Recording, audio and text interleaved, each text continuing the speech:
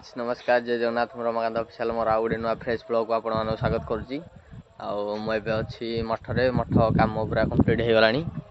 ये देखिए आस्ते आस्ते कम चलती कम सब कम्प्लीट हो एप्रिल 1 आमर मठर प्रतिष्ठा हो रास्ताटा पूरा कम्प्लीट हो गलानी। पट्टा एटा कम्प्लीट हो गलानी। रोडटा फिट था एगुरा सब तो था आपको देखी केमती था एगुरा ए सब भल हो गलानी। एगुरा सब ताड़ ताड़ी करदे खोलाखोली करी ये मंदिर भ्यूटा आप देखिपे कल्की रामकर मंदिर यहाँ ये अरुण स्तंभटा ये पिलाटा जो होती अरुण स्तंभटा खोला हम से हम यहाँ गोटे मंडप भाया हम ये भ्यूटा आपने देखिपे।